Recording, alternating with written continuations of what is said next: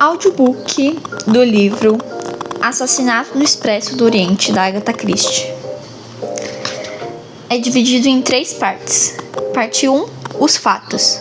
Parte 2, os testemunhos. Parte 3, Hercule Poirot para e pensa. Parte 1, os fatos. Um passageiro importante do Taurus Express. Eram 5 horas de uma manhã de inverno na Síria. Ao longo da plataforma de Alepo, o trem, pomposamente anunciado nos guias turísticos como o Taurus Express, carro-restaurante, carro-dormitório, 2 vagões com poltronas para os passageiros. À subida para o carro-dormitório, um jovem tenente francês, resplandecente em seu uniforme, conversava com um homem pequenino, agasalhado até as orelhas e do qual tudo o que se podia ver era a ponta vermelha do nariz e as pontas de um bigode curvo voltadas para cima. O frio estava de congelar, e a tarefa de apresentar as despedidas a uma visita importante não era de causar inveja a ninguém. Mas o tenente do bosque a desempenhava resolutamente, com frases graciosas num francês polido. Não que ele tivesse qualquer noção sobre o que se passava. Tinha havido rumores, é claro, como sempre ocorre nesses casos. O seu general, ficara dia a dia mais irritado. Foi quando chegou o belga, parece que da Inglaterra. Uma semana se passara. Semana de curiosa tensão. E certas coisas haviam acontecido. Um oficial muito distinto se suicidara, outro se demitira. Rostos angustiados subitamente perderam sua angústia. Certas precauções militares foram relaxadas. E o general do tenente do bosque, de repente pareceu ter ficado 10 anos mais jovem. Do Bosque recordou parte da conversa que ouvira entre o general e o estrangeiro. "Você nos salvou, mon chéri", dissera ele, emocionado, os grandes bigodes brancos tremendo. "Você salvou a honra do exército francês e evitou um grande derramamento de sangue. Como poderia agradecer-lhe por ter atendido ao meu chamado, por ter vindo tão longe?" O estrangeiro, seu nome Hercule Poirot, dera uma resposta adequada, na qual incluiu uma pergunta. "Mas o senhor não se lembra de ter me salvo a vida uma vez?" O general fez outra observação adequada, afastando qualquer mérito pelo que fizera no passado, e sem mais falar em França, Bélgica, glória, honra ou coisas semelhantes. Os dois se abraçaram, encerrando a conversa. O tenente do bosque permanecia sem saber nada sobre o que significava aquilo tudo, mas como recebera a missão de acompanhar Mr. Poirot até o Taurus Express, tratava de cumpri-la com todo aquele zelo e dedicação que caracterizavam um oficial com uma carreira promissora pela frente. "Hoje é domingo", disse o tenente, "e amanhã à tarde o senhor estará em Istambul." Aquela não era a primeira vez que fazia tal observação. As conversas de plataforma antes de partida de um trem costumavam ser repetitivas. "Isso mesmo", concordou Poirot. "E o senhor, creio eu, pretende demorar-se por alguns dias, não?" "Mas, oui, nunca estive antes em Istambul. Seria uma pena passar por lá. Começa." Não sei se estou pronunciando corretamente. Estalou os dedos significativamente. "Não há pressa. Ficarei lá como turista por alguns dias." "A igreja de Santa Sofia é muito bela", observou o tenente, embora jamais tivesse estado lá. Um vento frio passou sibilando pela plataforma. Os 2 homens tremeram. O tenente do bosque olhou de relance para seu relógio. 5:05. Só 5 minutos mais.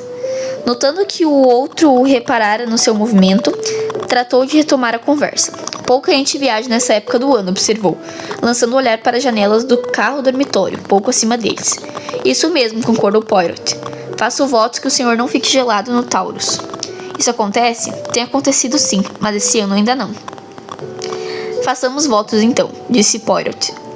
"As previsões do tempo da Europa não são boas. Muito ruins. Há muita neve nos Balcãs. Na Alemanha também ouvi dizer." "É, bien." Observou o tenente do bosque, percebendo que outra pausa estava para acontecer. Amanhã às 7h40 da noite, o senhor estará em Constantinopla, atual Istambul. Sim, concordou Poirot com desespero. A igreja, ouvi dizer, é muito bonita. Magnífica, creio eu. Pouco acima, a persiana de uma das janelas do carro dormitório se abriu e uma moça olhou para fora. Mary de Benham tinha dormido pouco desde que deixara Bagdá na quinta-feira anterior. Não tinha dormido o suficiente nem no trem para Kirkuk, nem na casa de repouso de Mossul, nem na noite seguinte novamente no trem. Agora cansada de estar acordada naquela cabina superaquecida, levantava-se e observava o exterior. Isso deve ser Alepo. Nada para ver, é claro. Só uma longa e mal iluminada plataforma onde de alguma forma vinha o barulho de uma furiosa altercação em árabe. 2 homens falando francês logo abaixo da janela. Um oficial francês, outro um homem pequenino com bigodes enormes. Ela sorriu sem entusiasmo. Jamais vi uma pessoa tão agasalhada. Devia estar muito frio lá fora. Esta era a razão de terem aquecido tanto o trem.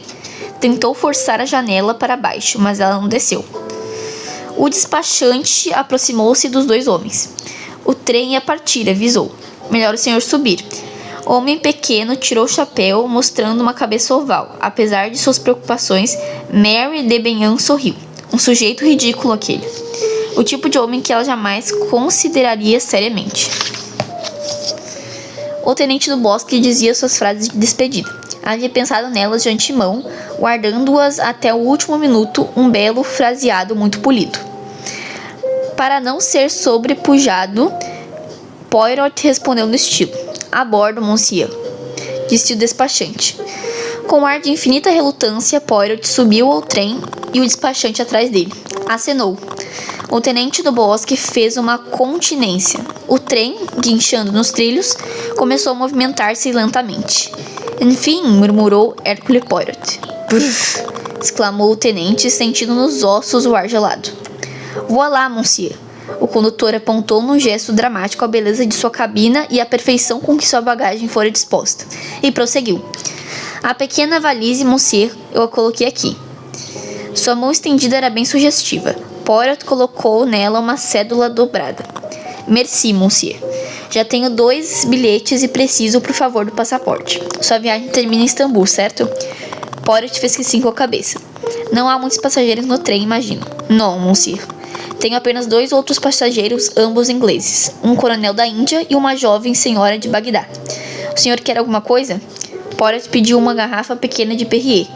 5 da manhã, horário aborrecedor para tomar um trem. Faltavam ainda 2 horas até clarear. Lembrando-se da noite mal dormida e da missão delicada que acabava de cumprir com êxito, encostou-se num canto e adormeceu. Quando acordou, eram 9h30. Dirigiu-se ao carro-restaurante para um café quente. Havia apenas um passageiro naquele momento, a moça inglesa da qual o condutor falara. Era morena, alta e esguia, talvez uns 28 anos de idade. Havia um quê de eficiência na sua maneira de tomar o desjejum e no modo de pedir mais café ao garçom, o que revelava seu conhecimento do mundo e das viagens. Usava um traje escuro de viagem feito de um tecido eminentemente adequado à atmosfera aquecida do trem. Sem mais o que fazer, Poirot distraiu-se estudando-a disfarçadamente. Ela era, pensou, o tipo de moça que sabe tomar conta de si mesma com facilidade. Esteja onde estiver, tinha equilíbrio e eficiência. Ele chegou a gostar da regularidade de suas feições e da delicada palidez de sua pele. Apreciou o negro dos cabelos ondulados e os olhos frios, impessoais, cinzentos. Mas era apenas um pouco eficiente demais para merecer ser chamado daquilo que ele considerava jolie femme. Outra pessoa entrou no restaurante. Era um homem alto de seus 40 ou 50 anos, de figura magra e pele morena, com os cabelos das têmporas embranquecendo. O coronel da Índia, disse Poirot a si mesmo. O recém-chegado inclinou-se na direção da moça. Bom dia, Miss de Benham. Bom dia, coronel Arbuthnot. O coronel estava de pé com uma das mãos na cadeira em frente a dela. Importa-se? Claro que não, sente-se. A senhorita sabe, o desjejum não é bem uma refeição para conversas. Compreendo, mas eu não mordo. O coronel sentou-se. Rapaz, chamou, traga-me ovos e café. Seus olhos pousaram um momento sobre Hercule Poirot, mas com indiferença. Conhecendo bem os ingleses, Poirot imaginou o que ia no pensamento do outro. Apenas mais um maldito estrangeiro. Fazendo justiça à sua nacionalidade, os dois ingleses não conversavam muito. Apenas trocavam uma palavra ou outra e logo a moça levantou-se dirigindo-se à cabina. No almoço, os dois voltaram a sentar-se à mesma mesa e mais uma vez ignoraram o terceiro passageiro. Mas sua conversa foi mais animada que no café. O coronel Arbuthnot falava de Punjab e de vez em quando fazia uma ou outra pergunta sobre Bagdá, sendo informado de que a moça trabalhara como governanta. Ao longo da conversa, descobriram que tinham alguns amigos em comum, o que imediatamente tornou mais próximos e menos secos. Falaram de um tal de Tommy e de um Jerry qualquer coisa. O coronel perguntou se ela ia diretamente à Inglaterra ou se pararia um pouco em Istambul. Não, vou direto. Mas não é uma pena? Fiz essa viagem na vinda há 2 anos e passei 3 dias em Istambul. Ah, sim, mas fico contente por estar indo diretamente à Inglaterra, porque também vou. O coronel, ao dizer isso, inclinou-se um pouco e seu rosto ficou levemente mais corado. Hercule Poirot pensou: oportunista, o nosso coronel. Viajar de trem é tão perigoso quanto por mar. Miss de Benham limitou-se a dizer que isso seria bom, e o fez num tom de reprimenda.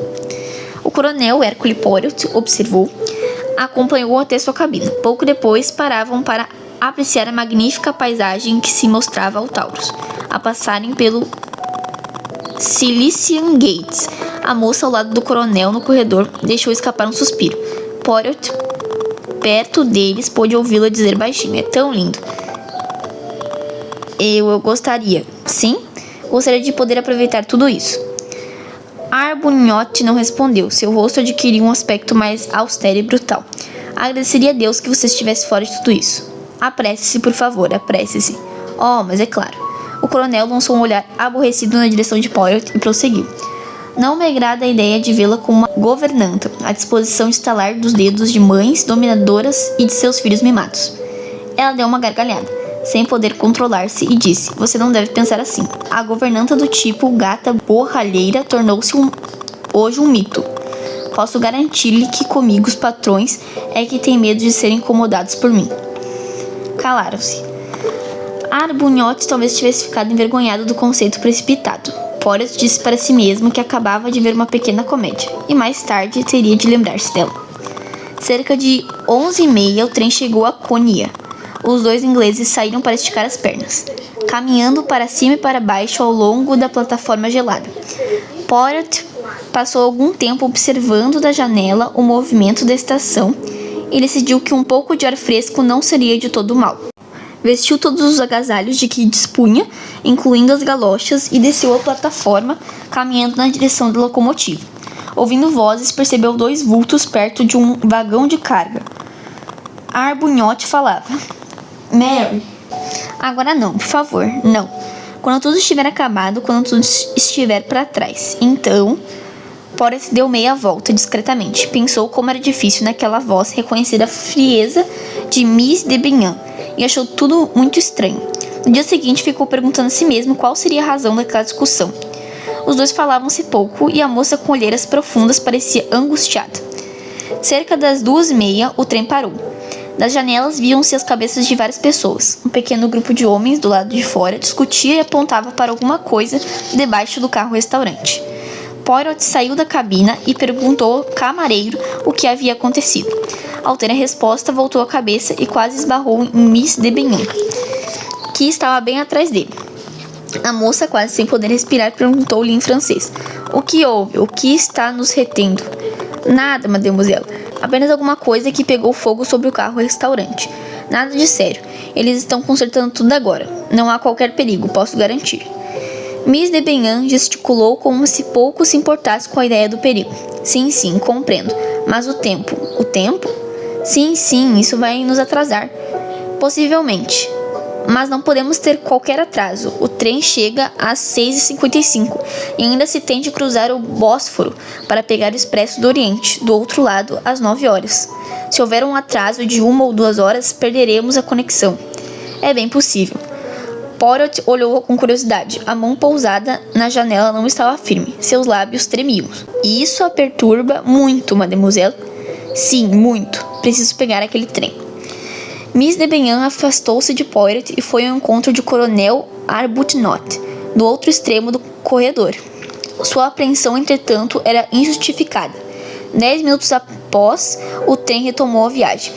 Chegaram a Rail de Passar com apenas 5 minutos de atraso, recuperando parte do tempo perdido.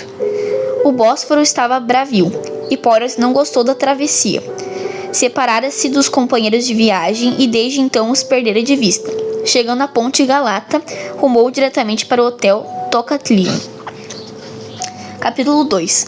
O Hotel Tocatlion. No Tocatlion, Hercule Poirot pediu um apartamento à recepção e encaminhou-se à portaria, em busca da correspondência. 3 cartas e um telegrama o esperavam. Suas sobrancelhas se elevaram um pouco ao ver o telegrama. Afinal, aquilo era algo inesperado. Abriu-o com calma habitual. A mensagem datilografada era clara. Tudo o que previa sobre o caso Kansner aconteceu inesperadamente. Favor regressar imediatamente. Voa lá, que isso é de pasmar, murmurou, olhando o relógio na parede, e voltou ao chefe da portaria. Tenho de partir essa noite. A que hora sai o Simplon Orient? Às 9, monsieur. Poderia arranjar-me um leito? Certamente, monsieur. Não há problema nessa época do ano. Os trens andam quase vazios. Primeira classe ou segunda? Primeira. Très bien, monsieur. Até onde o senhor vai? Londres. Bien, monsieur.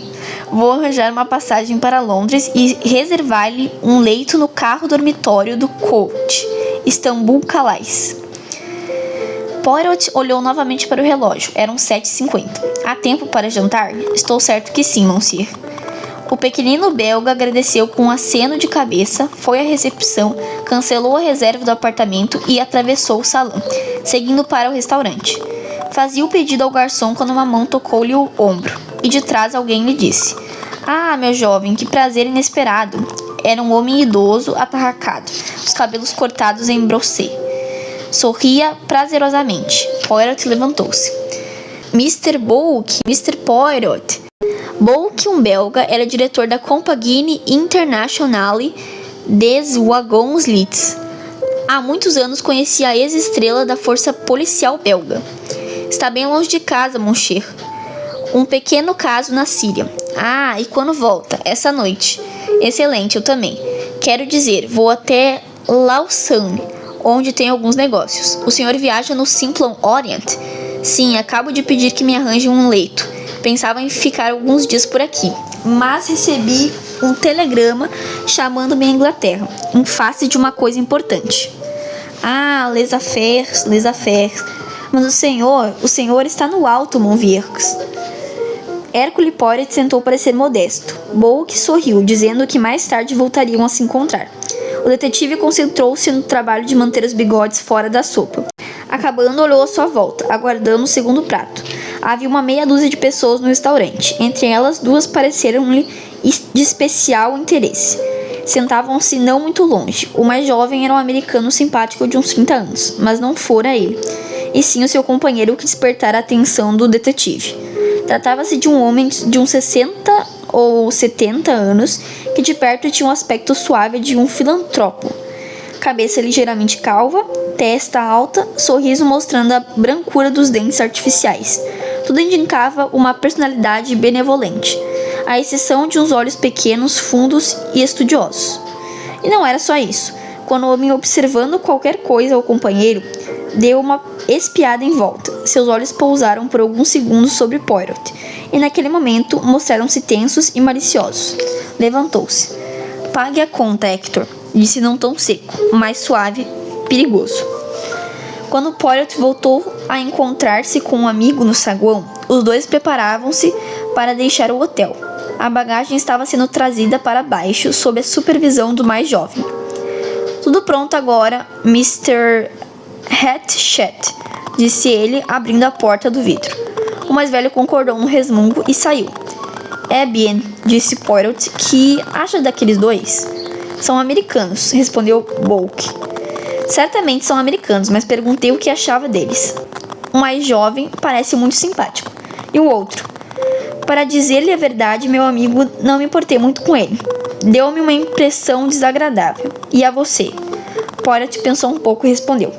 Quando passou por mim no restaurante, tive uma impressão muito estranha. Foi como se um animal selvagem, um animal muito selvagem, você compreende? Passasse por mim. e ainda assim ele parecia ser muito respeitável.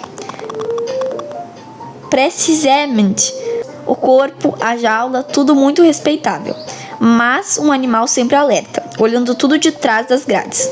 Você é muito engraçado, Monvirx, disse o Mr. Bulk.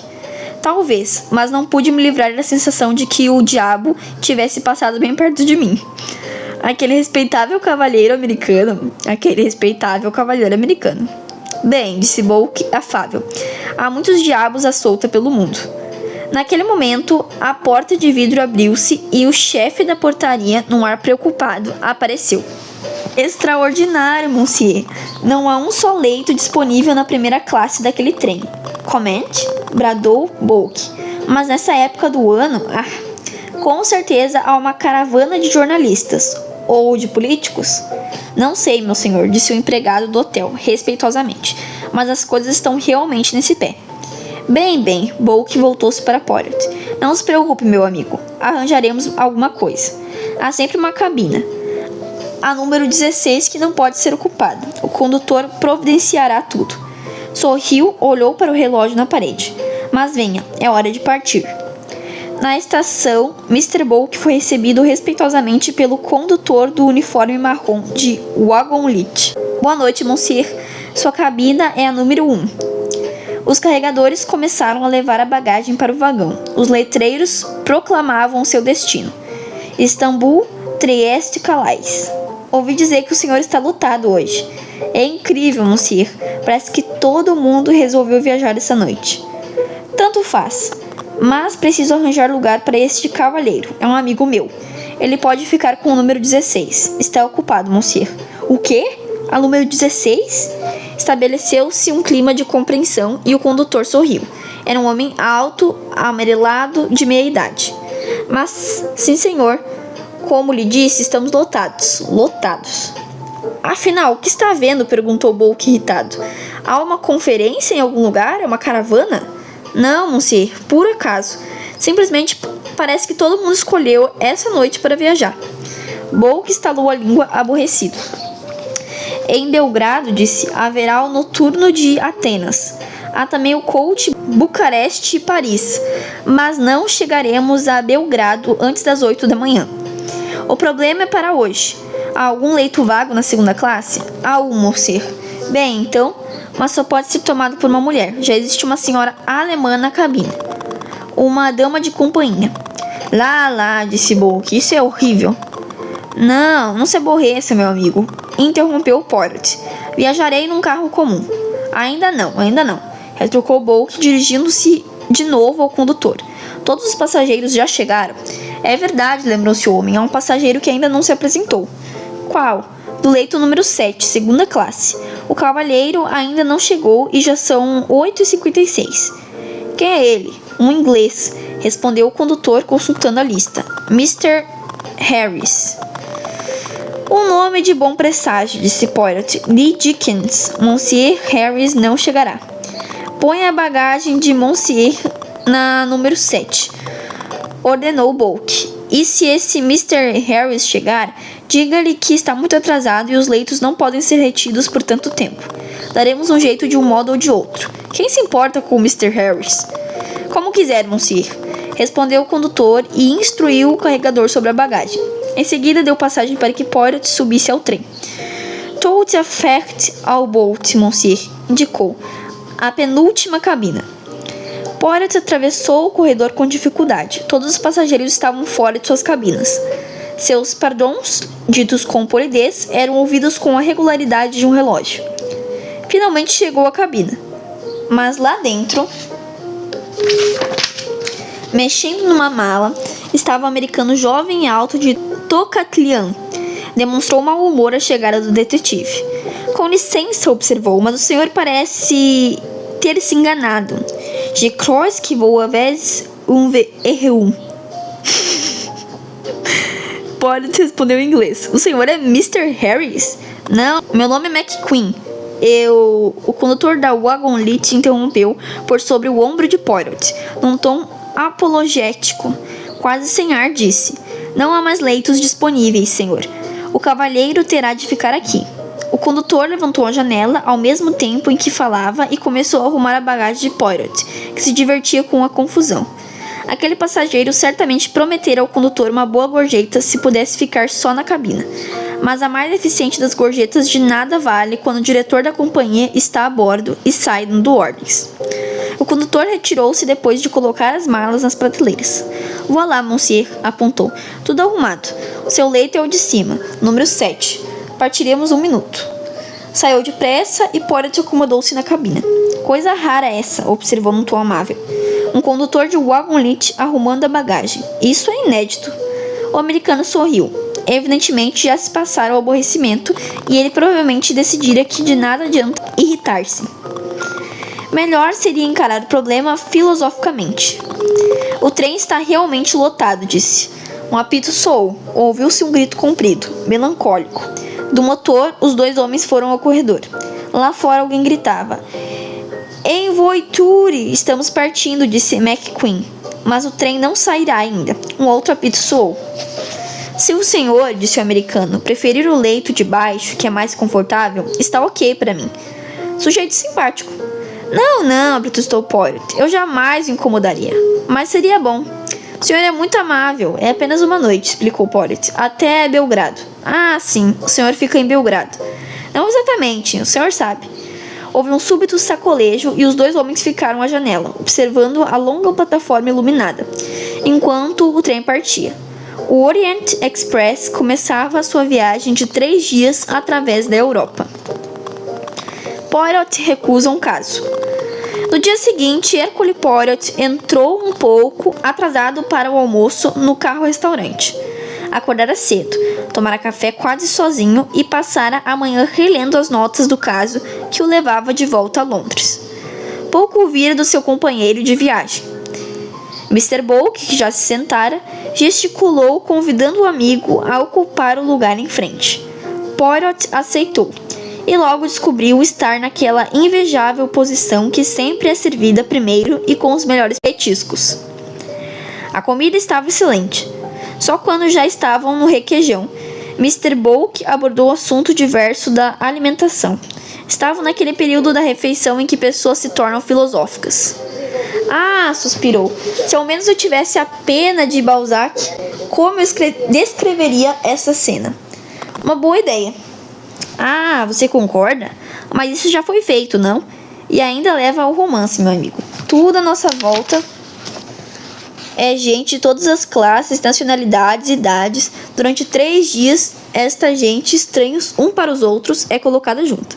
Dormem e comem sob o mesmo teto. Não podem fugir um dos outros. E no fim dos 3 dias, separam-se e tomam diversas direções, talvez para não mais se ver novamente. Ainda assim, retrucou Poirot. Suponha que um acidente. Ah, não, meu amigo. Do seu ponto de vista, seria lastimável, concordo. Mas apesar disso, permita-nos só por um momento a suposição. Então talvez todos que estão aqui seriamente ligados por um único elo, a morte. Um pouco mais de vinho, ofereceu Bulk, passando a servir-se. Mas como você é mórbido, mon chéri, talvez a digestão... É verdade, concordou Poirot. Aquela comida da Síria talvez não fosse muito adequada ao meu estômago. Poirot provou do vinho e, recostando-se, correu o olhar pensativamente pelo carro-restaurante. Havia 13 pessoas sentadas e, como Bulk observara, de todas as classes e nacionalidades. Começou a estudá-las. Na mesa em frente, 3 homens. Na certa viajavam sozinhos e tinham sido colocados juntos pelo pessoal do restaurante. Um italiano grandalhão palitava os dentes. Em frente, um típico inglês com ar de desaprovação de um criado bem treinado. Ao lado do inglês, um americano corpulento, num terno de cor berrante, possivelmente um caixeiro viajante. Você tem de terminar bem isso, grandão, dizia o americano numa voz anasalada. O italiano parou com um palito para gesticular. Isso mesmo, é o que eu vivo dizendo. O inglês olhou para a janela e tossiu. O olhar de Poirot dirigiu-se para outro ponto. Uma mesa pequena, aprumada, sentava-se uma das senhoras mais feias que já vira. E estranhamente sua feiura era mais de fascinar do que de repelir. E como se enfeitava! Trazia um colar de pérolas enorme, que muito provavelmente eram verdadeiras. Suas mãos estavam cobertas de anéis. O casaco de peles caía pelas costas, pesadão. Um pequenino chapéu preto enfeitava-lhe o rosto amarelado. Falou com o garçom num tom claro, cortês, mas autoritário. O senhor poderia fazer-me a cortesia de levar à minha cabina uma garrafa de água mineral e um copo grandão de suco de laranja? Providencie frango sem tempero, algum para o jantar e peixe cozido. O garçom respeitosamente disse que tudo seria arranjado. Agradeceu com um aceno de cabeça e levantou-se. Seu olhar alcançou Poirot com um desinteresse aristocrático. Aquela é a princesa Dragomirov, explicou Bulk discretamente. Russa. Seu marido fez fortuna antes da Revolução e investiu todo o dinheiro no exterior. Ela é extremamente rica. Uma cosmopolita. Poirot assentiu. Já tinha ouvido falar da princesa. Ela é uma personalidade, disse Bulk, feia como o pecado, mas que se faz notada, concorda? Em outras das mesas grandes, Mary de Benham, com duas outras mulheres, uma alta de meia idade, usava uma blusa num padrão escocês e saia de tweed. Os cabelos de um louro esmaecido estavam aprumados num rolo. Usava óculos e suas feições alongadas amáveis lembravam uma ovelha. Escutava o que dizia a terceira, uma mulher alta de rosto agradável, mais velha, que parecia falar sem parar nem para respirar. Então, minha filha disse, por que não se podem aplicar métodos americanos nesse país? É muito natural para esta gente daqui ser indolente. Eles não têm o menor ânimo. Mas, do mesmo modo, você ficaria surpresa de ver o que o nosso colégio tem conseguido com sua excelente equipe de professores. Não há nada como a educação. Temos de aplicar nossas ideias ocidentais e fazer o Oriente reconhecê-las. Minha filha disse. O trem entrou num túnel. O ruído sufocou aquela voz calma e monótona.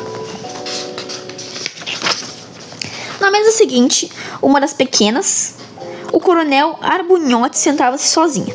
Seu olhar se fixava nas costas de Mary de Benham. Eles não estavam juntos, ainda que aquilo pudesse ser facilmente arranjado. Por quê? Talvez Poirot imaginou. Mary de Benham tivesse feito alguma objeção.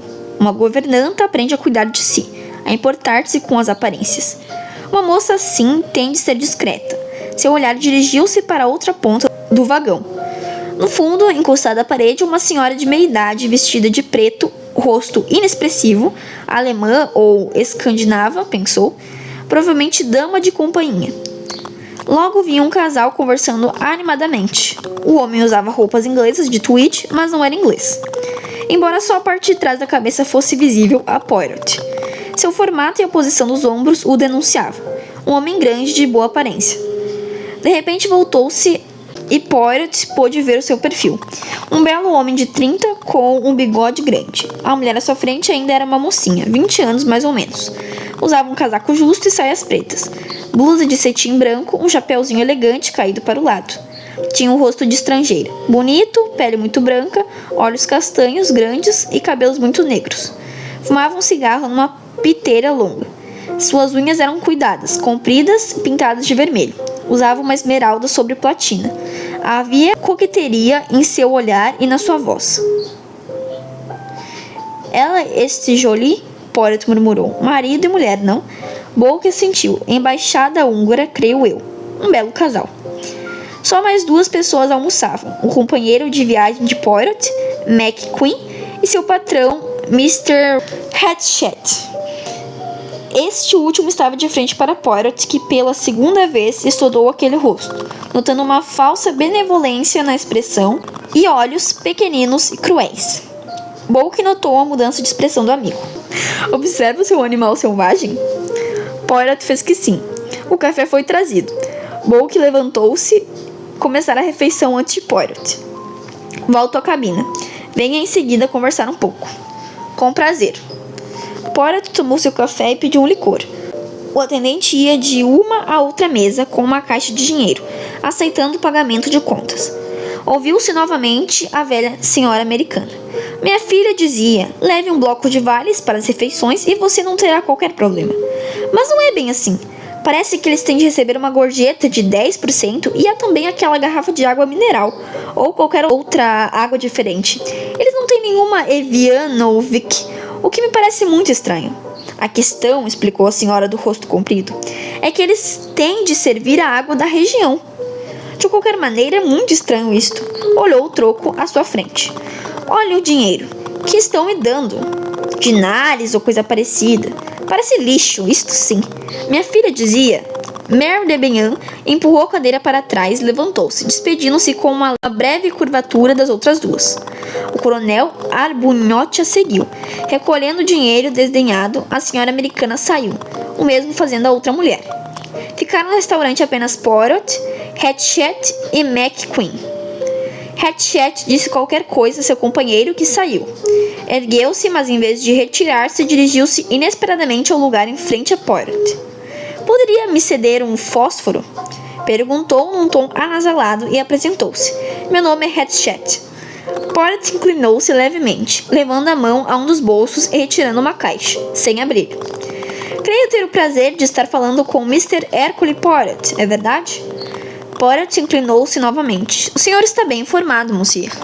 O detetive sentiu que aqueles olhos estranhos o observavam atentamente, antes que seu dono falasse de novo.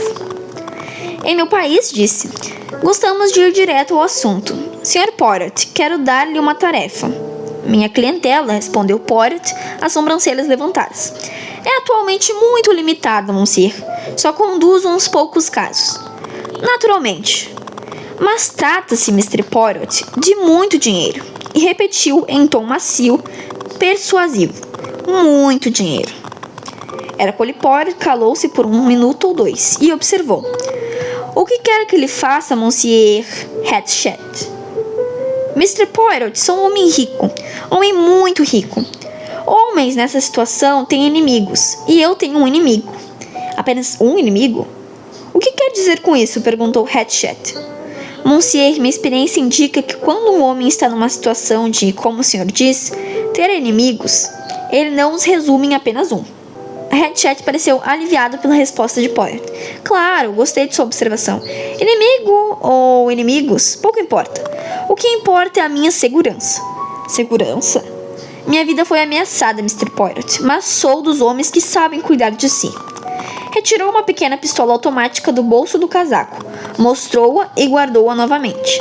Não sou do tipo de homem que pode ser apanhado dormindo, mas quero estar duplamente seguro disso. Creio que o senhor é o homem indicado para o meu dinheiro, Mr. Poirot.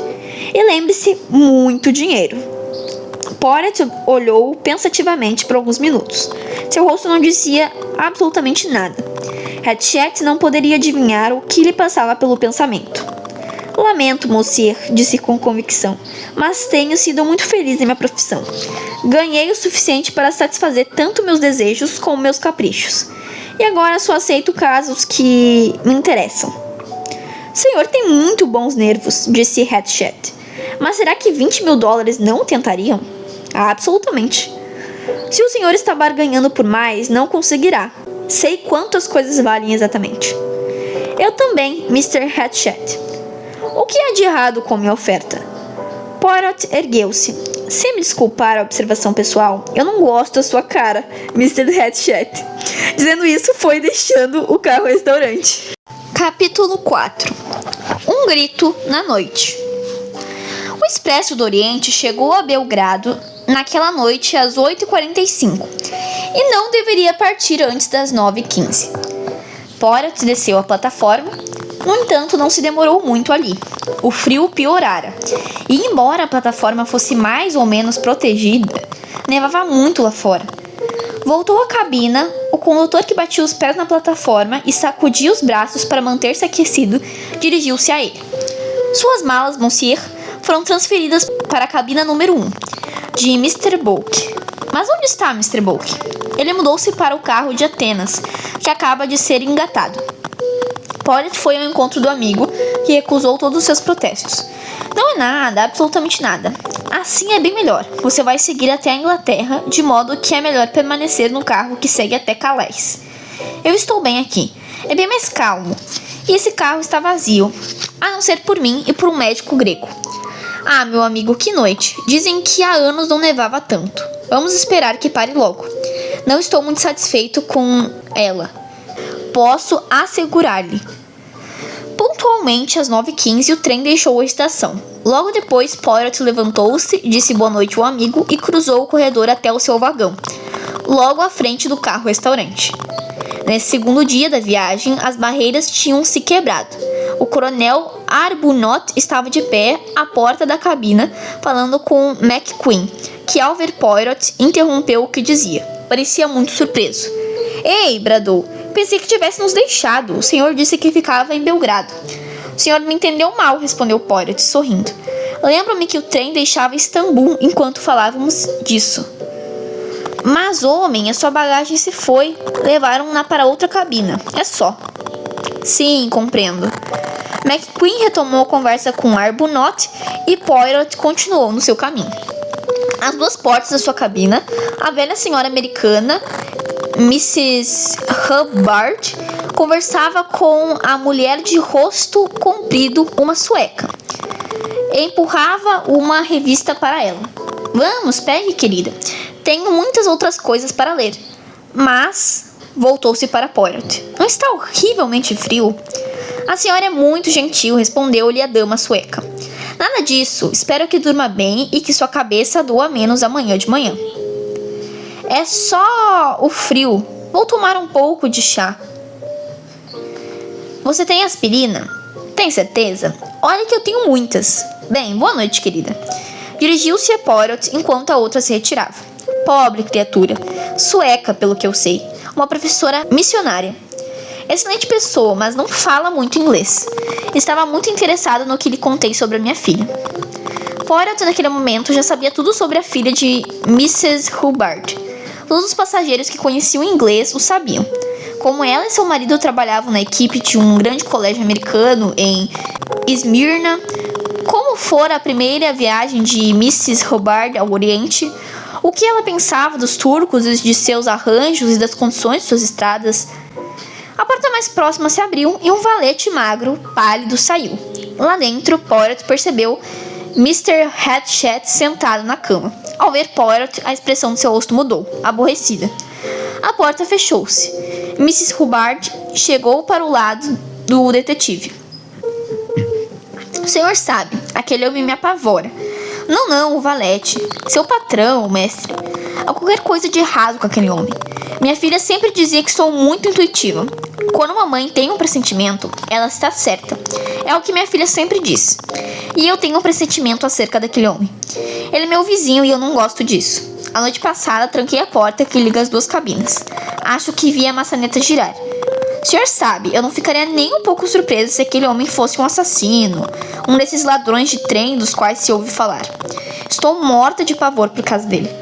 Minha filha disse que eu faria uma boa viagem, mas há qualquer coisa que não me agrada.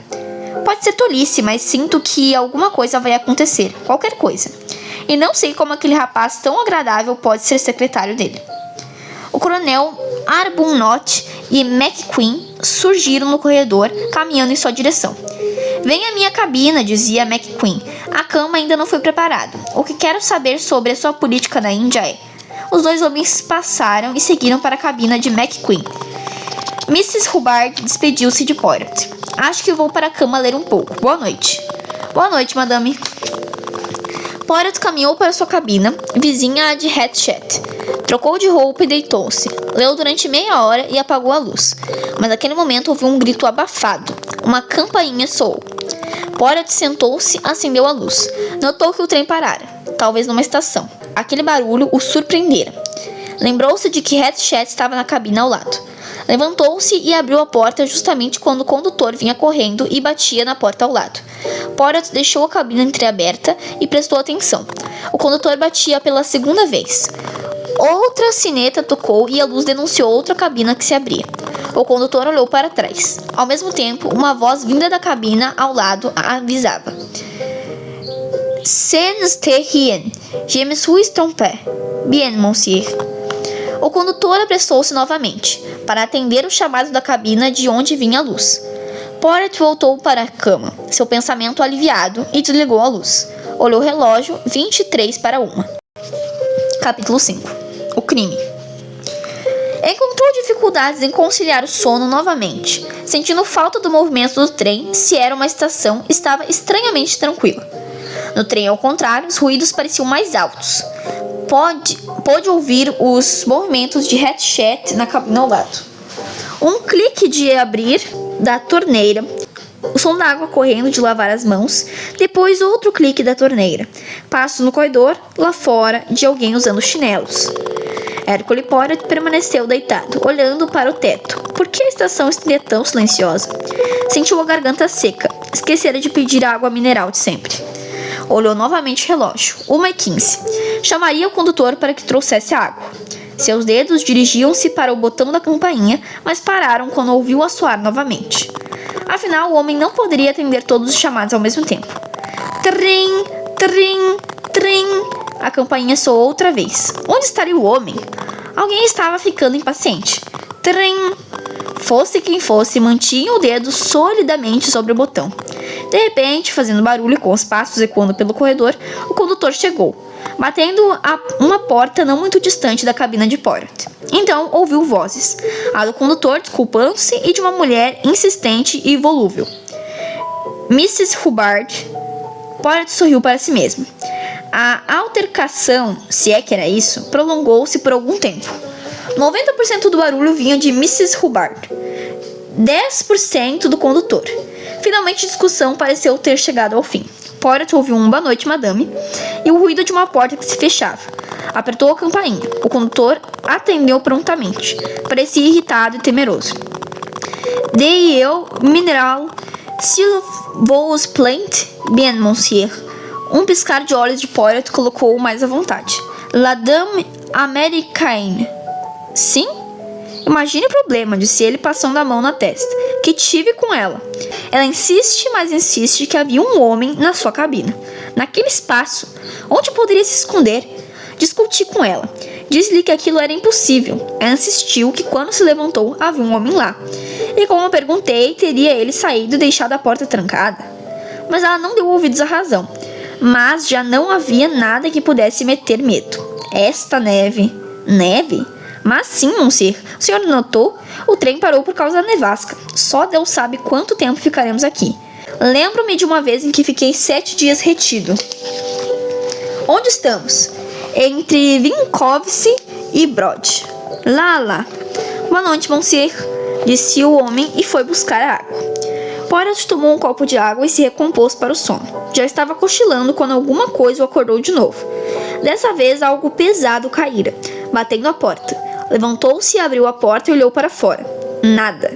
Mas à sua direita, mais adiante no corredor, uma mulher enrolada num robe escarlate se distanciava dele. Na outra ponta, sentado em seu pequeno banco, o condutor rabiscava números numa grande folha de papel. Tudo estava calmo. "Realmente ando sofrendo dos nervos", disse Poirot. Voltou para a cama e dormiu até de manhã. Ao acordar, o trem continuava parado. Levantou uma persiana e observou o exterior. O trem estava cercado por grandes montes de neve. Olhou o relógio. Eram mais de 9 horas.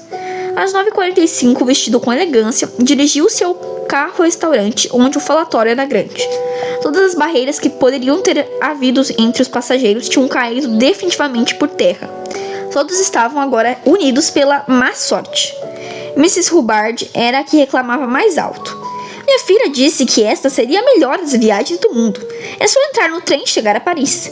E agora podemos ter de ficar aqui por vários dias. Meu navio parte depois de manhã. Como vou pegá-lo agora? E não posso nem telegrafar, cancelando a reserva. Isso está me deixando louca." O italiano comentou que tinha negócios urgentes em Milão. O americano, grandalhão, lamentou. "Muito ruim, madame", e expressou sua esperança de que o trem poderia recuperar o tempo perdido. "Minha irmã", suspirou a sueca, "e seus 3 filhos estão esperando por mim. Vão pensar que me aconteceu alguma coisa ruim." "Quanto tempo ficaremos aqui?" perguntou Mary de Bignan. "Será que alguém pode saber?" Sua voz parecia impaciente, mas Poirot notou a ausência daqueles sinais de ansiedade que ele mostrara no Taurus Express. Mrs. Hubbard começava de novo. "Não há neste trem ninguém que saiba de nada, e ninguém está tentando fazer nada. Só um grupo de estrangeiros inúteis. Se isto acontecesse nos States, haveria alguém pelo menos tentando fazer alguma coisa." Arbuthnot virou-se para Poirot e disse num francês carregado de inglês: "Vous êtes un directeur de la Ligne de Croix, monsieur. Vos polvez non os dire... Não, corrigiu Poirot em inglês. Não sou eu. O senhor está me confundindo com meu amigo, Mr. Bulk. Ah, desculpe-me. Não é nada, essas coisas são naturais. Afinal, estou na cabina que antes era dele.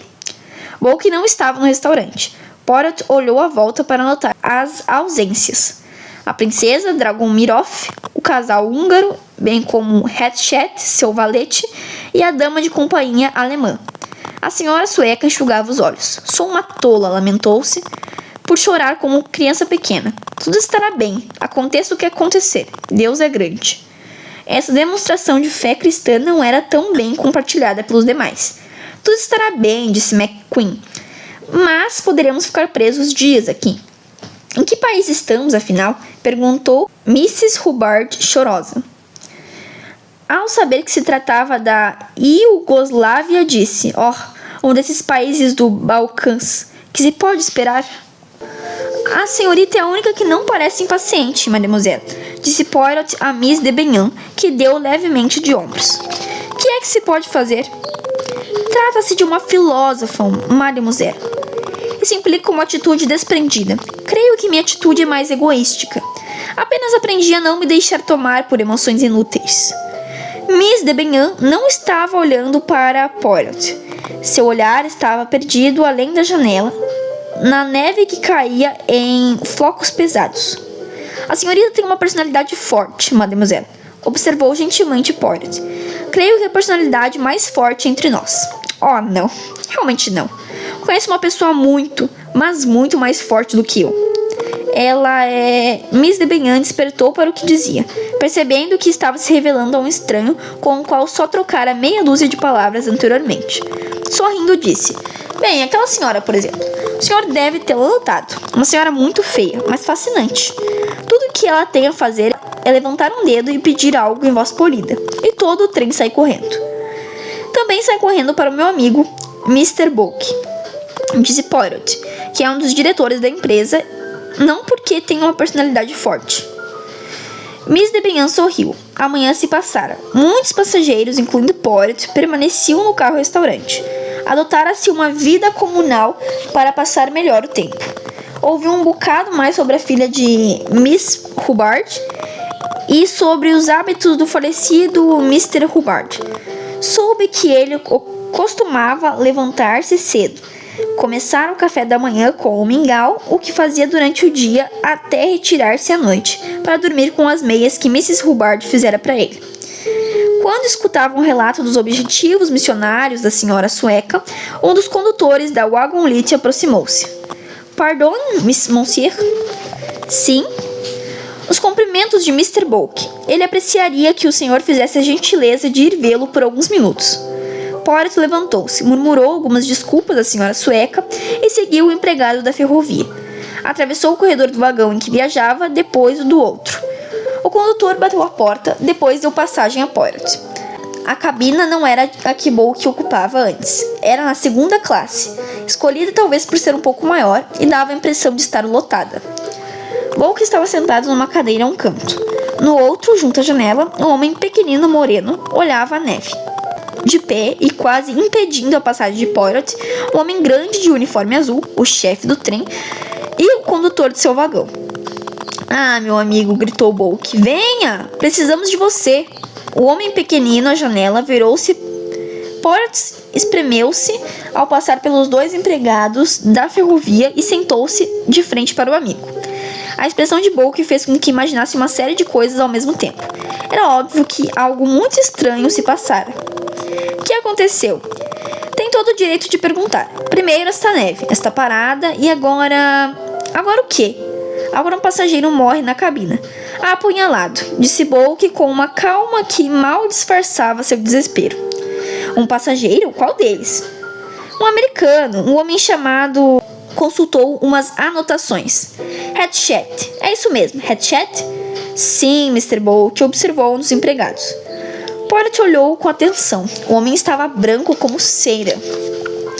Melhor mandar este homem sentar-se, do contrário, acaba desmaiando.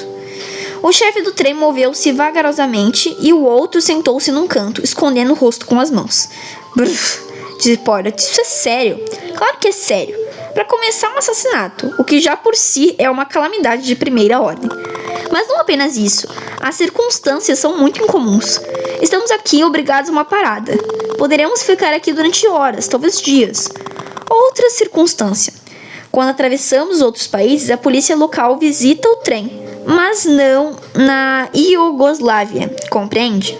É uma situação muito difícil, disse Poirot. O pior ainda está por vir. Dr. Constantine, esqueci, não pude apresentá-lo. Dr. Constantine, Mr. Poirot. O pequenino homem moreno inclinou-se. Poirot retribuiu o cumprimento. Dr. Constantine acha que a morte ocorreu por volta de 1 da manhã. É difícil ser preciso nessas coisas, ressalvou o médico. Mas diria com certeza que a morte se deu entre meia-noite e 2 da manhã. Quando Mr. Hatchet foi visto pela última vez, vivo? Perguntou Poirot. Sabemos que estava vivo às 00:40, quando falou com o condutor, respondeu Bulk. Certo, respondeu Poirot. Eu mesmo ouvi o que se passava. Isto é a última coisa que se sabe? Sim. Poirot voltou-se para o médico, que prosseguiu. A janela da cabina de Hatchet estava inteiramente aberta, levando a crer que o assassino escapou por ali. Mas, na minha opinião, trata-se de um truque. Quem quer que fugisse por ali deixaria rastros na neve, mas não havia nenhuma pegada. Quando o crime foi descoberto, perguntou Poirot. Michel. O condutor sentou-se. Seu rosto continuava pálido e apavorado. Conte a esse cavalheiro exatamente o que aconteceu.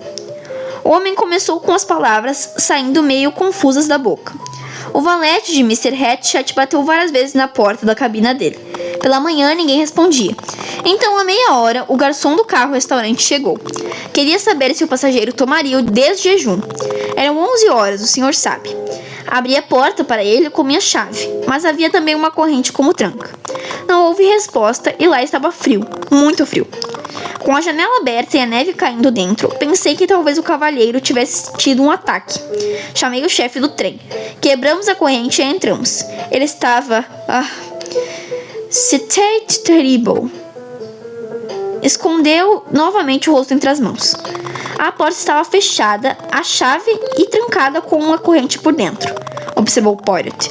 Não seria suicídio? O médico grego deu uma gargalhada sardônica. Será que um suicida consegue furar-se em 10? 15 lugares diferentes? Os olhos de Poirot se regalaram. Mas isso é uma ferocidade, comentou. Coisa de mulher, disse o chefe do trem, manifestando-se pela primeira vez. Só uma mulher poderia apunhalar dessa maneira. O médico balançou a cabeça pensativamente. Então deve ter sido uma mulher muito forte. Não quero falar tecnicamente, o que faria confusão. Mas posso assegurar que 1 ou 2 golpes foram dados com tanta força que chegaram a ferir os ossos. Não foi, é claro, um crime científico, disse Poirot. Muito bárbaro, comentou o Dr. Constantine. E os golpes foram desferidos à torta e à direito. Alguns nem pegaram direito. É como se alguém fechasse os olhos enquanto os desferia um atrás do outro. C'est une femme, comentou novamente o chefe do trem. As mulheres são assim, e quando ficam com raiva, tornam-se muito fortes.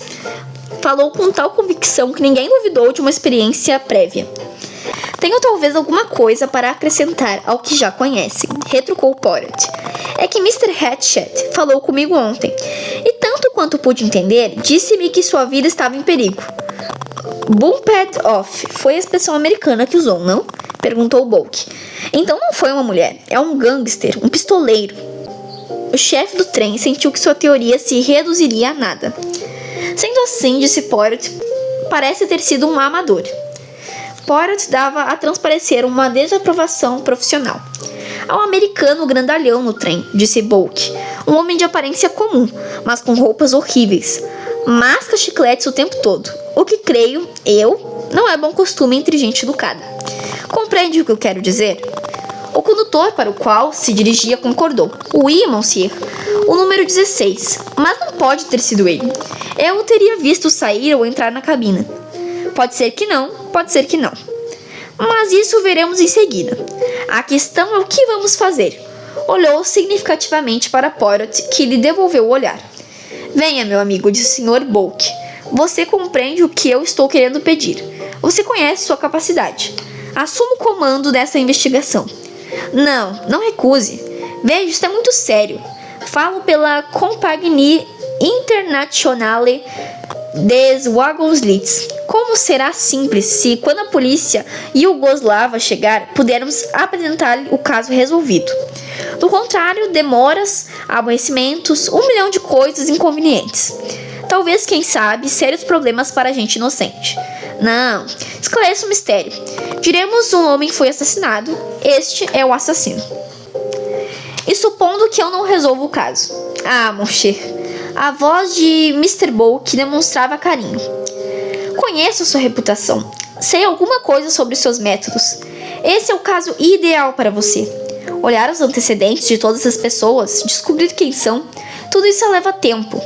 Aborrecimento sem fim.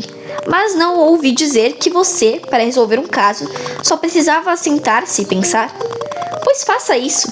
Entreviste os passageiros, olhe o corpo, examine as pistas. E eu tenho fé em você. Estou certo de que nada disso que falam de você é lenda. Sente-se e pense. Use, como tenho ouvido você dizer tanto, as pequeninas células cinzentas da mente. Você saberá tudo. Bullock inclinou-se para frente, o olhar fixado com carinho no amigo. A sua confiança é tocante para mim, meu amigo, respondeu Poirot emocionado. Como você diz, esse caso não pode ser difícil. Eu mesmo ontem à noite... Mas não falemos disso agora. Na verdade, esse caso me intriga. Há meia hora estava pensando como seria aborrecedor se ficássemos aqui. E agora aparece um problema para eu resolver? Você aceita, então? Certo, entendo. Você deixa o caso comigo. Bem, então estamos todos à sua disposição. Para começar, gostaria de ter uma planta do carro Istanbul Calais, com uma relação das pessoas que ocupam as várias cabinas, bem como seus passaportes e passagens. Michel providenciará tudo. O condutor da Wagonlit retirou-se. Que outros passageiros existem no trem? Nesse vagão, os únicos são o Dr. Constantine e eu. No vagão de Bucareste, um cavalheiro idoso, aleijado de uma perna, e um homem conhecido do condutor. Depois vêm os carros comuns, mas esses não nos interessam, pois foram fechados após o jantar. Na frente do Istanbul Calais há apenas o carro-restaurante. Então, disse Poirot, tudo indica que temos de procurar nosso homem no Istanbul Calais. O grego assentiu. À 00:30, entramos na nevasca. Ninguém deixou o trem desde então. Bullock disse solenemente, o assassino está entre nós e no trem. Capítulo 6. Uma mulher? Antes de tudo, disse Poirot, gostaria de trocar umas palavras com o jovem Mr. McQueen. Possivelmente ele poderá nos dar informações valiosas. Certamente, respondeu Bullock, e ordenou ao chefe do trem. Peça a Mr. McQueen que venha até aqui. O chefe do trem deixou a cabina quando o condutor voltava com um monte de passaportes e passagens. Bullock os recebeu. Obrigado, Michel. Acho que agora seria melhor você voltar ao seu posto. Tomaremos seu depoimento mais tarde. Muito bem, Monsieur.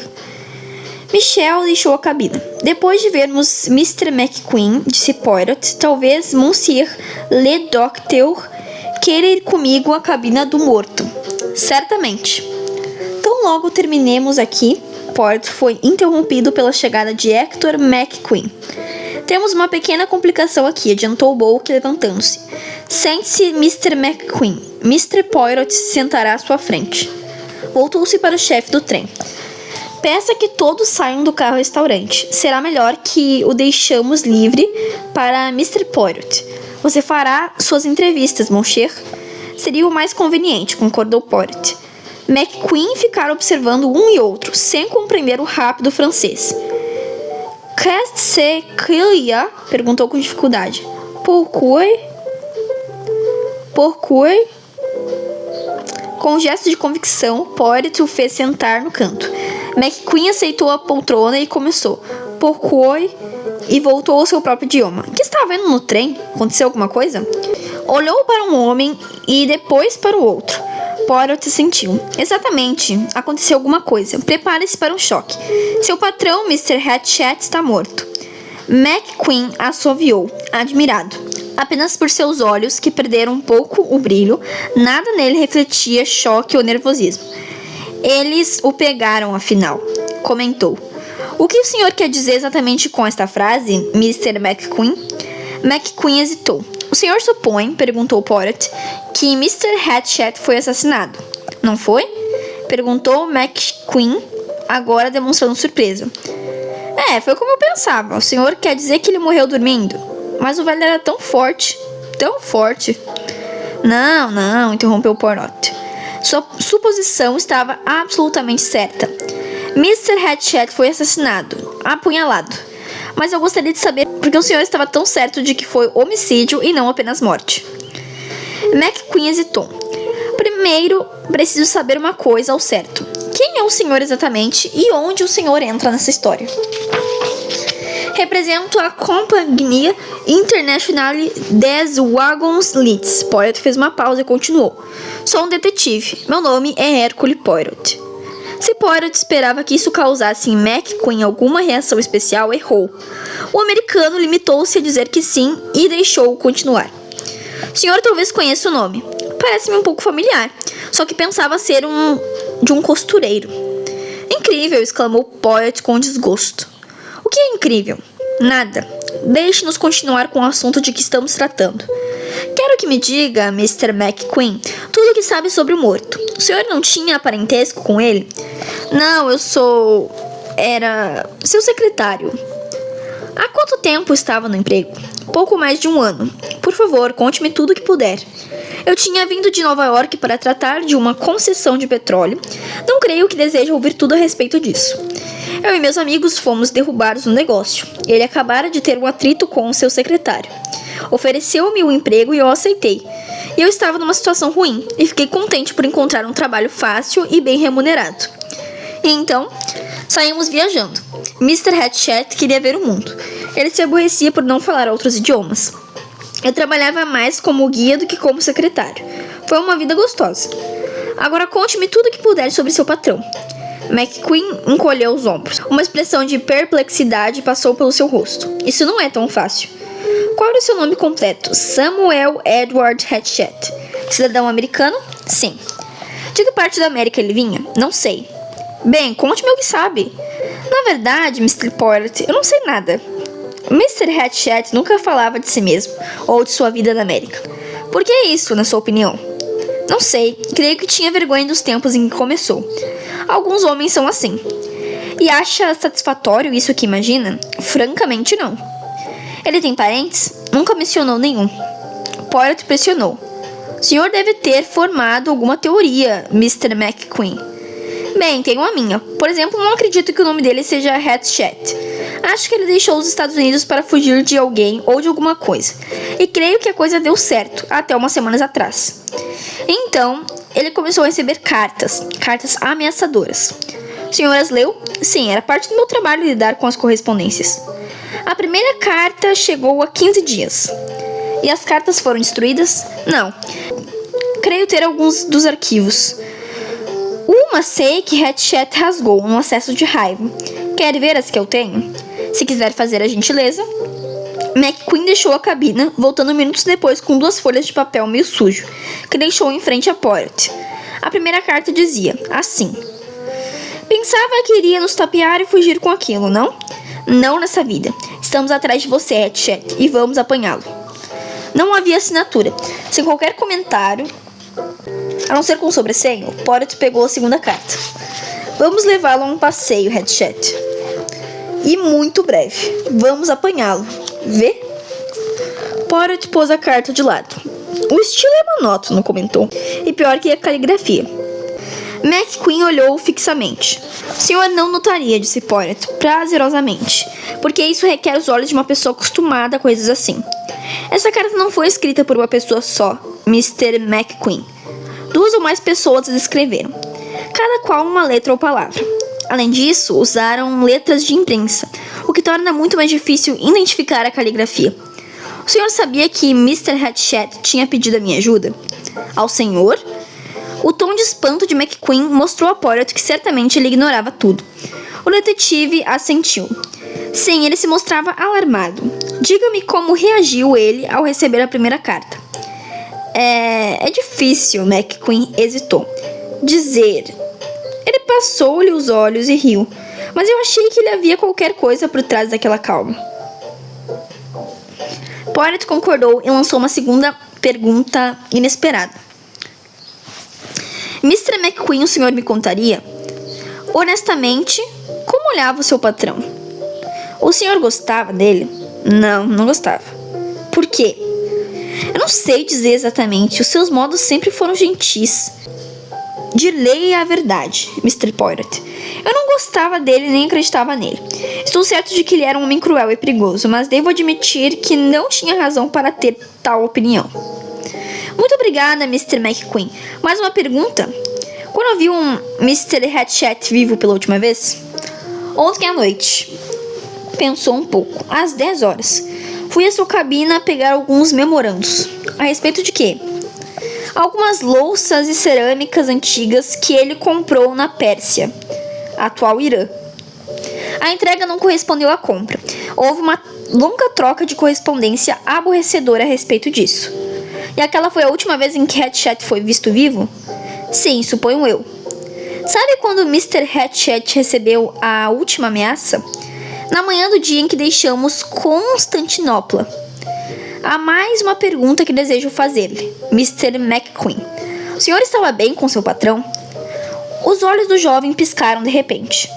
Para fazer minhas as palavras de um best-seller. O senhor não tem nada contra mim.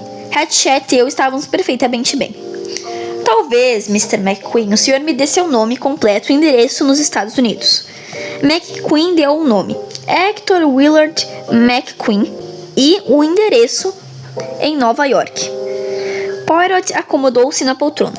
É tudo por hora, Mr. McQueen. Eu ficaria muito grato ao senhor se mantivesse segredo por algum tempo sobre o assunto da morte de Mr. Hatchet. Mestre Man, seu valete, terá de saber. Provavelmente já sabe, disse Poirot de modo seco. E se ele já souber, procure segurar sua língua. Isso não será muito difícil. Ele é inglês e costuma guardar-se para si. Como ele mesmo diz, tem uma opinião ruim sobre os americanos e nenhuma opinião sobre qualquer outra nacionalidade. Obrigada, Mr. McQueen. O americano retirou-se. Bem? Perguntou Bulk. Acredita no que este jovem está falando? Ele me parece honesto e incisivo. Não finge sentir afeição pelo patrão. Ele provavelmente o faria se estivesse envolvido no crime de algum modo. É verdade que Mr. Hatchet não lhe contou que tentara contratar meus serviços e falhara, mas não creio que isto gere qualquer suspeita. Creio que Hatchet era um cavalheiro com ideias próprias para toda e qualquer ocasião. Assim de início você proclama-o inocente, comentou Bulk de modo jovial. Eu suspeito de todo mundo, até o último minuto. Do mesmo modo, devo admitir que não consigo imaginar esse sóbrio McQueen perdendo a cabeça e esfaqueando a vítima 12 ou 14 vezes. Não se enquadra no seu tipo psíquico. Não, concordou o Bulk pensativo. Aquilo foi ato de um homem enfurecido, embriagado de ódio. Talvez um temperamento latino. Ou, como sugere nosso amigo o chefe do trem com insistência, uma mulher. Capítulo 7. O corpo. Acompanhado do Dr. Constantine, Poirot dirigiu-se ao outro vagão e à cabina ocupada pelo homem assassinado. O doutor aproximou-se e abriu-lhe a porta com sua chave. Os dois homens entraram. O detetive voltou-se inquisitivamente para o companheiro. Mexeram muito na cabina? Ninguém tocou em nada. Tive o cuidado de não mover o corpo enquanto o examinava. Poirot assentiu e olhou à sua volta. A primeira coisa que lhe despertou mais atenção foi o frio intenso. A janela estava aberta ao máximo. Brrr, Poirot arrepiou-se. O outro homem sorriu. Não quis fechá-la. Poirot examinou a janela cuidadosamente. Você está certo, anunciou. Ao dizer que ninguém saiu por aqui, possivelmente deixaram a janela aberta para que pensássemos isso. Mas se tivesse fugido por aqui, a neve teria as pegadas do assassino. Examinou com cuidado a moldura da janela. Tirando uma pequena caixa do bolso, espalhou um pó no lugar. Nenhuma impressão digital, revelou, o que quer dizer que foram apagadas. De qualquer modo, se a houvesse, nos indicariam muito pouco. Seriam de Hatchet, seu valete, ou do condutor. Os criminosos de hoje não cometem esse tipo de erro. E sendo assim, trataremos de fechar a janela. Está muito frio aqui. A ação seguiu-se as palavras e, após fechar a janela, o detetive pela primeira vez voltou sua atenção para o corpo sobre o leito. Hatchet estava virado para cima. O paletó do pijama, manchado de vermelho, tinha sido desabotoado e puxado para trás. Eu tinha de verificar a natureza dos ferimentos, explicou o médico. Poirot assentiu, debruçando-se sobre o corpo. Depois ergueu-se, demonstrando um certo desgosto. Não é bonito. Alguém deve ter ficado ali apunhalado uma vez, 2 vezes, 3... Quantos ferimentos há exatamente? Eu contei 12. 1 ou 2 são tão leves que parecem até arranhões. Por outro lado, pelo menos 3 outros poderiam ter causado a morte. Alguma coisa no tom de voz do médico captou a atenção de Poirot. Olhou fixamente. O pequenino grego estava de pé junto ao corpo com um ar intrigado. Alguma coisa lhe parece esquisita, não é? Perguntou Poirot. Diga, meu amigo, o que o intriga? Tem razão, respondeu o outro. O que é? Veja essas 2 perfurações aqui e ali, apontou. Elas são tão profundas, devem ter cortado muitos vasos sanguíneos. Mesmo assim, não sangraram da maneira que era de se esperar. Como assim? Parece que o homem já estava morto há pouquíssimo tempo, antes de ter recebido esses golpes. Mas isso é absurdo, certamente. Pode parecer que sim, disse Poirot pensativo. A menos que o nosso assassino tenha pensado que não fizera o trabalho direito e voltou para completá-lo. Mas isso seria absurdo. Algo mais? Bem, só mais uma coisa. O quê? Veja esse ferimento sobre o braço direito, perto do ombro. Pegue este lápis. O senhor consegue golpear aqui? Poirot levantou a mão. Precisamente, disse. Com a mão direita é dificílimo, quase impossível. Seria preciso torcer toda a mão para dar o golpe, mas se fosse com a mão esquerda... Então o nosso assassino é canhoto? Não, a coisa é bem mais difícil do que isso, não? É, como diz Mr. Poirot, alguns desses golpes foram desferidos com a direita. 2 pessoas. Voltamos a 2 assassinos, então, considerou Poirot pensativo. As luzes estavam acesas? Difícil dizer. O senhor compreende. Todos os dias, às 10 da manhã, o condutor desliga tudo.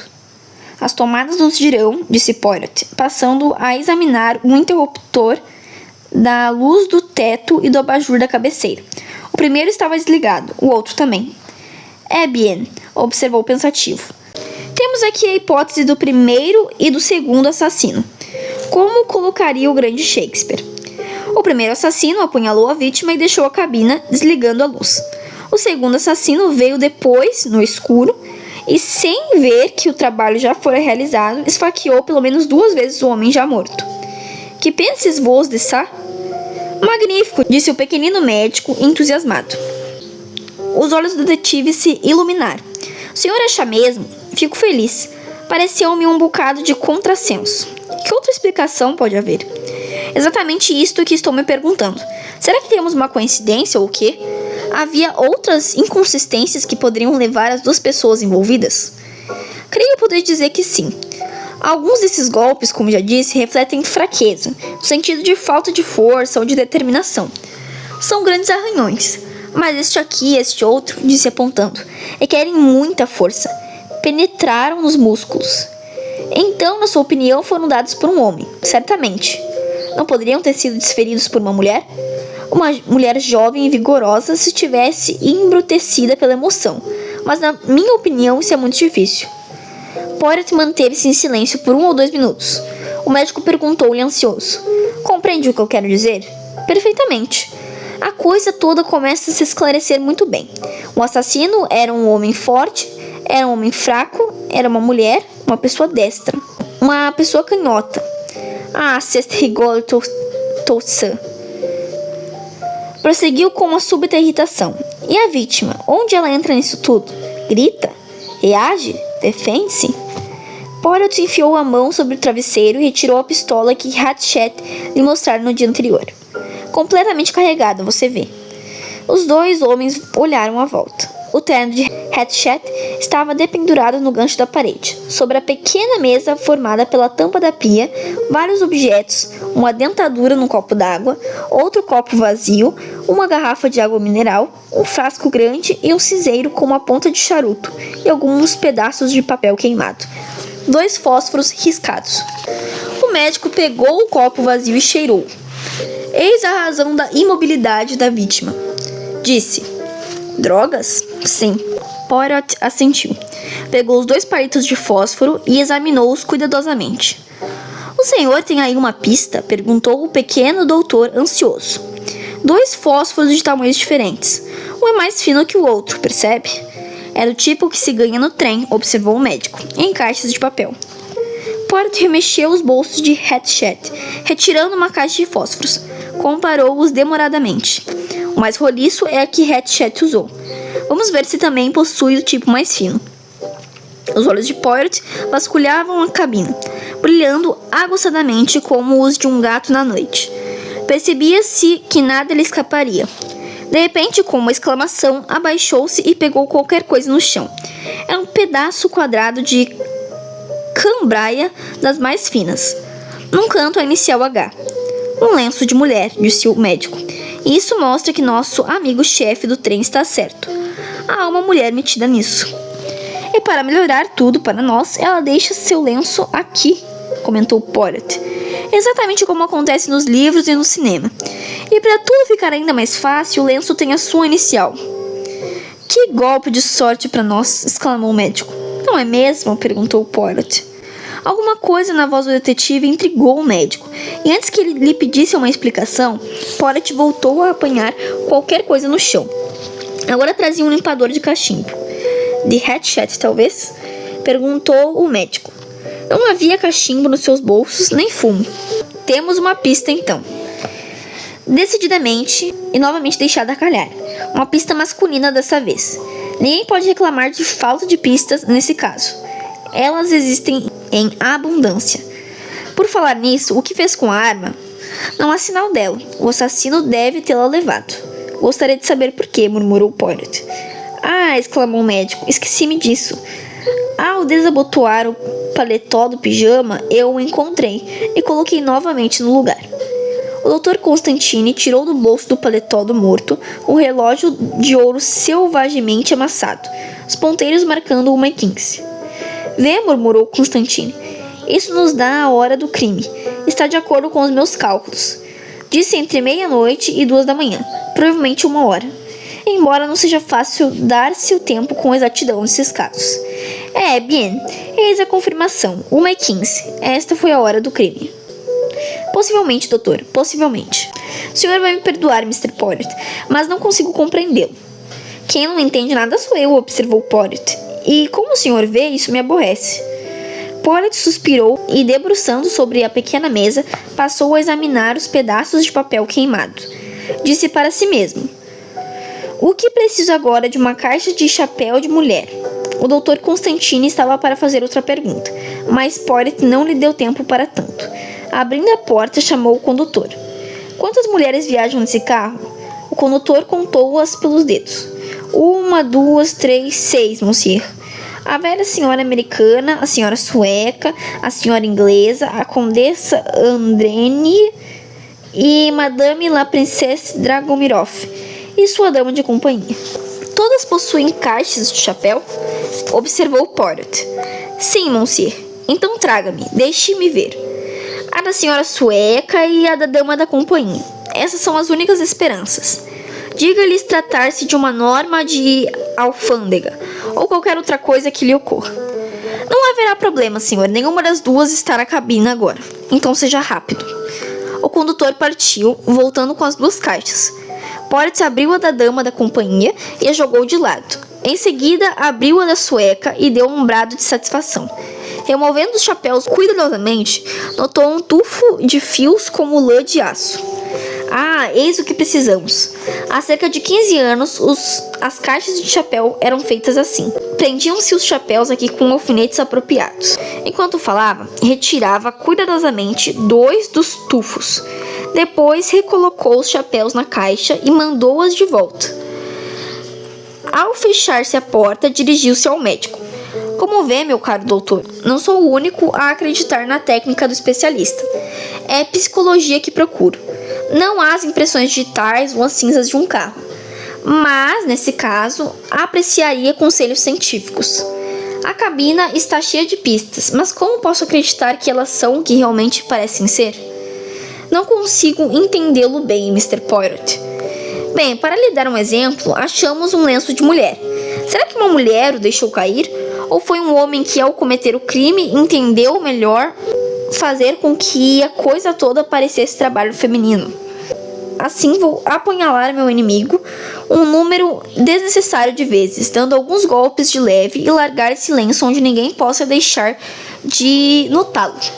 Esta é uma possibilidade. Mas a outra, será que uma mulher o matou e deliberadamente deixou esse limpador de cachimbo para que o serviço parecesse de homem? Ou devemos mesmo supor que duas pessoas, um homem e uma mulher, envolveram-se separadamente e cada um foi tão descuidado a ponto de deixar pistas que lhe revelassem a identidade? Isso tudo é coincidência demais. Mas onde entram as caixas de chapéu? Ah, já chego lá. Como dizia essas pistas, o relógio parado a 1h15, o lenço, o limpador de cachimbo, tanto podem ser genuínas como falsas. Quanto a isso, não posso dizer nada, mas há uma pista que, embora possa estar errado, creio não ser falsa. Refiro-me a este fósforo fino, Monsieur Le Docteur. Creio que ele tenha sido usado pelo assassino e não por Mr. Hatchett. Foi utilizado para queimar um papel que o incriminava de alguma forma, possivelmente um bilhete.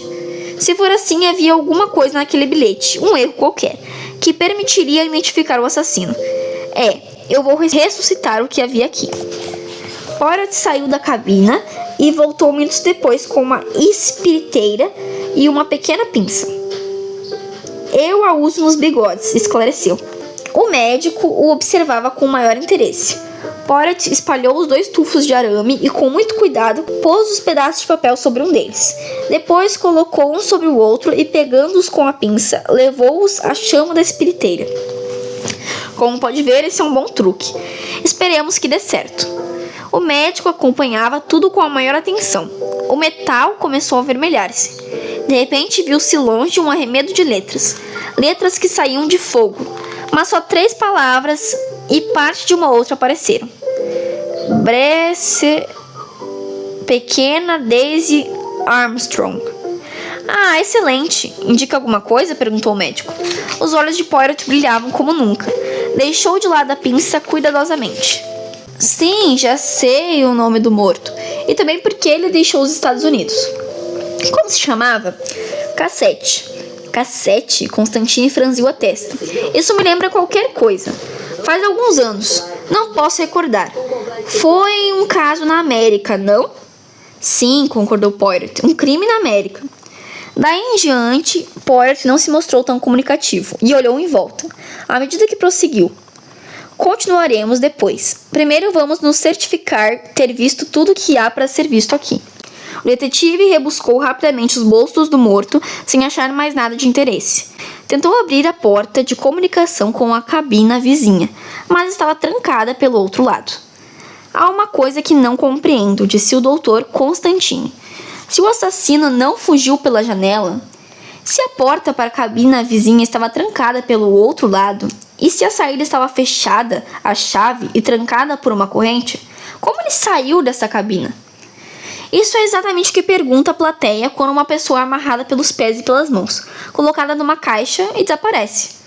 Quero dizer, explicou Poirot, que se o assassino pretendia que acreditássemos na fuga pela janela, é óbvio que teria de mostrar-nos inexistir qualquer outra saída, como na mágica, e o nosso negócio é apurar como se faz o truque.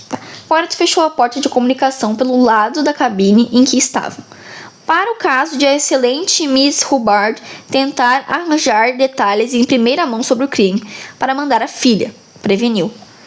O detetive olhou em volta outra vez. Não há mais nada a fazer aqui.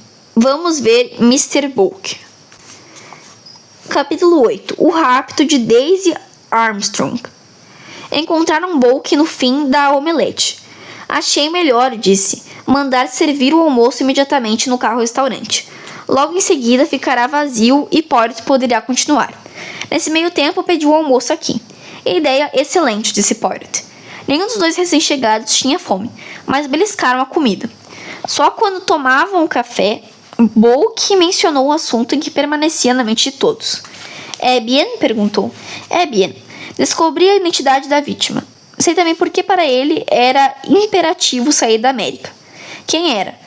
"Lembra-se de ter lido sobre a menina dos Armstrong? Esse é o homem que matou a pequenina Daisy, Cassette." "Recordo agora, foi uma coisa chocante, embora não me lembre de todos os detalhes."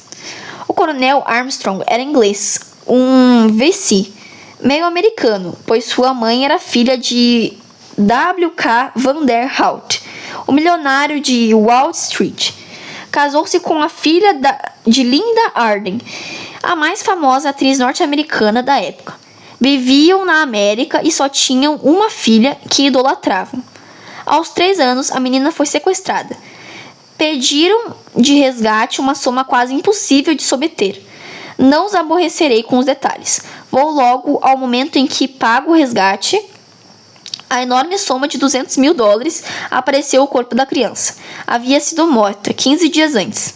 O povo todo ficou indignado, mas o pior estava por vir.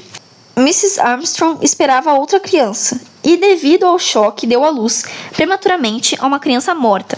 Ela morreu também. Seu marido, com o coração em pedaços, se matou. "Mon Dieu, que tragédia! Lembro-me agora", observou Bulk. "Houve mais uma morte, se não estou errado." "Sim, de uma ama seca suíça ou francesa." A polícia estava certa de que ela se envolvera de algum modo no crime. Recusou-se a acreditar nas suas desesperadas negativas. Finalmente, a pobre moça atirou-se por uma janela e morreu. Mais tarde, ficou provado que ela era absolutamente inocente de cumplicidade no crime. "Não é coisa boa de recordar", disse Bulk. Mais ou menos 6 meses depois, esse homem Cassette foi preso como o chefe da quadrilha que raptara a criança. Tinha usado antes o mesmo método. Se a polícia saía no seu encalço, eles matavam o prisioneiro, escondiam o corpo e continuavam a tomar tanto dinheiro quanto pudessem, até que o crime fosse descoberto. E podem ficar certos, meus amigos, Cassette era o cabeça. Mas, devido ao dinheirão que acumulara e por conhecer os segredos de muita gente, livrou-se através de um erro processualístico. Apesar disso, poderia ter sido linchado pela população se não fosse bastante sabido para passar-lhe a perna. Parece-me claro agora o que aconteceu. Ele mudou de nome e deixou os Estados Unidos. Desde então viveu como um homem fino que viajava e recebia rendas. "Ah, que animal!" Bulk se revoltou. "Não posso lamentar a sua morte de maneira alguma." "Concordo plenamente."